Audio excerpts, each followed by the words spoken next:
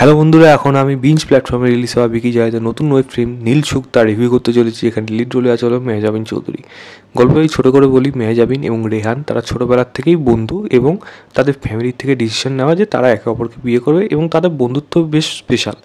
এবং একটা সময় এমন একটা ঘটনা ঘটছে এবং মেহজাবিনের সাথে এমন কিছু ঘটনা ঘটে যাচ্ছে, এই সম্পর্কটার মধ্যে কোথাও যেন একটু দূরত্ব তৈরি হচ্ছে এবং এই ছেলেটিকে কোনোভাবেই এই মেয়েটি আর পাচ্ছে না এবং ফ্যামিলির থেকেও একটা দূরত্ব পর হয়ে এসছে।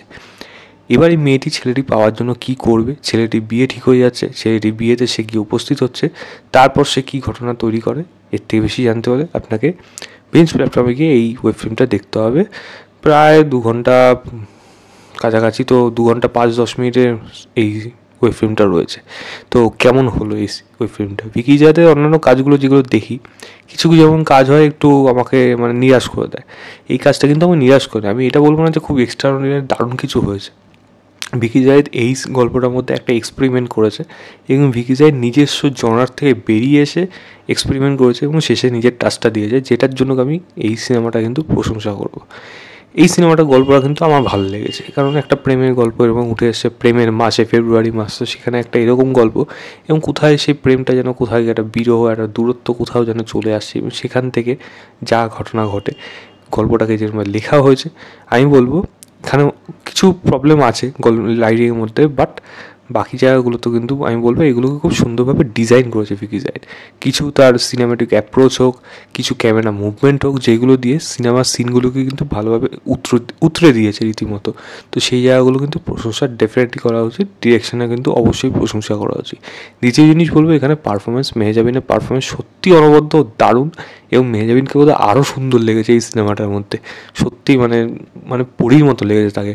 তো এবং মেহজাবিনের ক্যারেক্টারটাকে আমার মনে হয় প্রত্যেকটা ছেলে মনে ধরে যাবে, প্রত্যেকে চাইবে এরকম ধরনের ভালোবাসা, কে না চাইবে।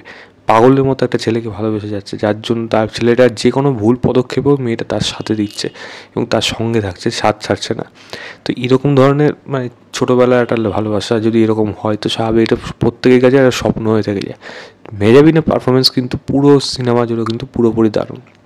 যখন সে প্রেমে পড়ছে, প্রেমের মুহূর্তগুলো সঙ্গে এখানে যখন দূরত্ব তৈরি হচ্ছে, ইমোশনাল সিন হোক, ছেলেটিকে হারিয়ে ফেলছে, তার জন্য সে নেশা করছে, তার জন্য তার যা মাইন্ডের মধ্যে যা যা চলছে, সে যা জিনিস দেখতে পাচ্ছে, সেই জায়গাগুলো হোক এবং শেষ জায়গাগুলো হোক, প্রত্যেকটা জায়গা কিন্তু তার পারফরমেন্স অনবদ্য ছিল। রেহান মানে তার অপোজিটে যে আছে, তার পারফরমেন্স আমার ঠিকঠাক মনে হচ্ছে, সাপোর্টিং ক্যারেক্টারটা আমার ঠিকঠাক মনে হয়েছে। এখানে গানের মানে গানের ইউজ কিন্তু এখানে খুব ভালোভাবে ইউজ করা হয়েছে এবং মোমেন্টগুলোকে ডিজাইন করা হয়েছে গানের সুর দিয়ে এবং সেগুলো কিন্তু শুনতে আপনার বেশ ভালো লাগে। প্রেমের গল্পে যদি গান ভালো না হয় তাহলে কিন্তু আপনি সেইগুলো খুব একটা বেশি এনজয় করতে পারবেন না, মোমেন্টগুলো মানে আপনার কাছে তৈরি হবে না।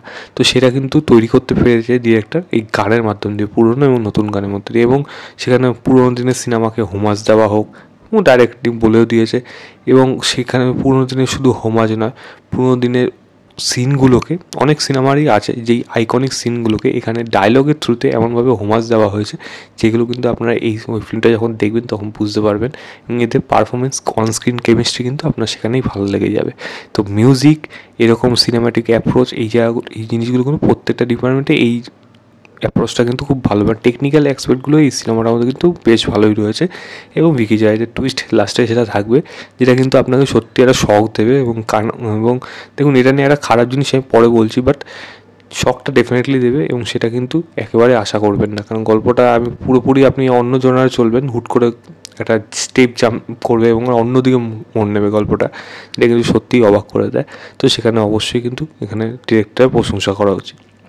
এবার যদি সিনেমার মধ্যে খারাপ জিনিস কী লেগেছে আমি যদি বলি, এই সিনেমার মধ্যে অনেকগুলো বড় বড় লং টেকে শট নেওয়া হয়েছে।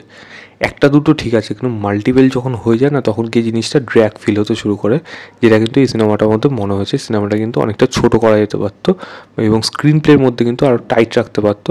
মোমেন্টগুলোকে যদি ক্যামেরা মুভমেন্টের থ্রুতে, যেরকম সৃজিত মুখার্জি করে থাকে, ঘাপ ঘাপ এরকম করে ঘোরায় যে জিনিসগুলো, এর ফেস ওর ফেস কন্টিনিউসলি এটা জার্কিংয়ের মধ্যে থাকে, তো সেই জিনিসটা যদি করতে পারতো, আমার মনে হয় অনেক কিছু এর মধ্যে ইমপ্রুভ লাগতো, আরও বেশি দেখতে আরও বেশি স্টাইলিশ লাগতো, যেটা দেখতে অনেকটা এনজয় করা যেতে পারতো। তো কিছুটা ড্র্যাগ এখানে ফিল হয়েছে।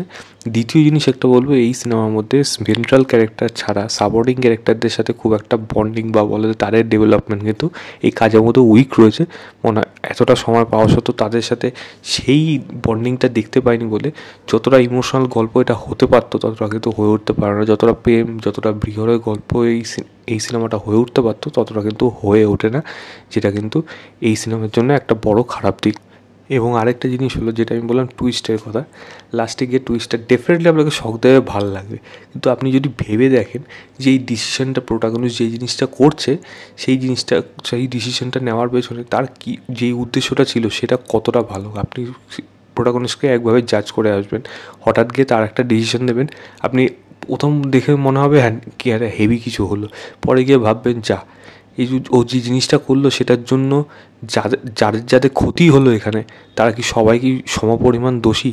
তো এই জিনিসটা কিন্তু আপনার মাথার মধ্যে থাকবে। তো এরকম একটা অদ্ভুত সিচুয়েশন তৈরি করলো, যার জন্য ওই টুইস্টটাই আমার মনের মধ্যে একটা প্রশ্ন তুলে দিল, যেটা কি ঠিক হলো ঠিকঠাক, যেটা কিন্তু আমার এখানে একটা অদ্ভুত লেগেছে। যার এক্সপ্লেনেশন যদি এখানে দেওয়া যেতে পারতো তাহলে হয়তো আমার কাছে জিনিসটা আরও বেশি ক্লিয়ার হতো, যেহেতু আমি এই জায়গাটাকে আমি খারাপ দিক হিসাবে বা এরকম কোশ্চেন মার্ক হিসাবে আমি আমার কাছে রাখতাম না।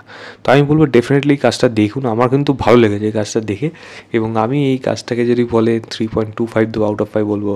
বিঞ্জে যান, কে দেখুন, না হলে দেখার অপশন আছে, আপনারা দেখে দিতে পারবেন, কিন্তু দেখুন একবার, আপনারা আশা করি এই কাজটা কিন্তু ভালো লাগবে। ভিকি জায়েদের কাজটা এই ছিল আমার ওভারঅল রিভিউ নীল সুখ বলে ওয়েব ফিল্মটা। ভিডিওটা ভালো লাগে লাইক শেয়ার, চ্যানেলটাকে অবশ্যই সাবস্ক্রাইব করে দেবেন। বাই।